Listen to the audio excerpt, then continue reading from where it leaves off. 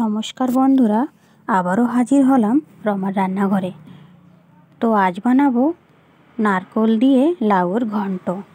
তো এই লাউর ঘন্টটা খেতে কিন্তু বেশ লাগে। তো বন্ধুরা, আমি কিভাবে বানাচ্ছি আমার সাথে থাকুন আর ভিডিওটা ফার্স্ট থেকে লাস্ট পর্যন্ত দেখার অনুরোধ রইল। তা চলো, এই দেখো, প্রথমে আমি লাউটা যেভাবে আমরা আলু ভাজা করি সেইভাবে কেটে কুটে পরিষ্কার করে ধুয়ে নিয়েছি। আর এখানে দিয়ে দিলাম কড়াতে আমি তেল, সাদা তেল ব্যবহার করছি। দেবো দুটো তেজপাতা, আর দেবো সরিষা আর কিছুটা গোটা জিরে।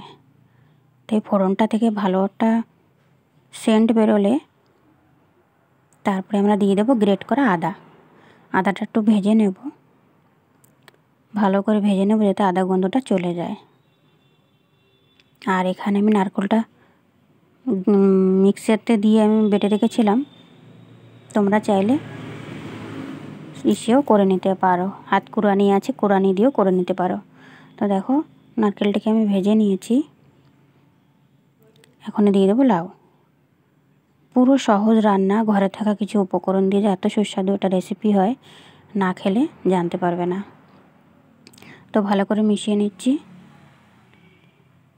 দিয়ে দেবো চেরা কাঁচা লঙ্কা, আর দিয়ে দেবো হলুদ গুঁড়ো।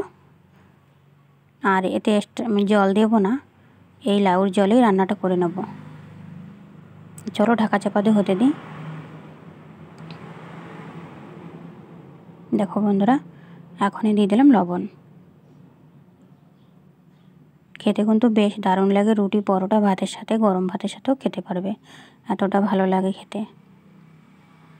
আর আমার ভিডিওটা দেখার জন্য বন্ধুরা অসংখ্য ধন্যবাদ তোমাদের। আর এখানে দিয়ে দেবো কিছুটা চিনি, নিরামিষ রান্না সেই জন্য কিছুটা চিনি দিয়ে দিলাম। দিয়ে আরও কিছুক্ষণ নাড়াচাড়া করে নিচ্ছি। তো বন্ধুরা, খুব সহজ কিন্তু ঝট জলদি হয়ে যায় রেসিপিটা। গরম ভাতে থাকলে তো জাস্ট জমে যাবে। গ্যাসটা অফ করে দিয়েছি, এখন নামিয়ে নেব। তো দেখো বন্ধুরা, আমি নামিয়ে নিয়েছি। কেমন হয়েছে তোমরা অবশ্যই কমেন্টে জানিও।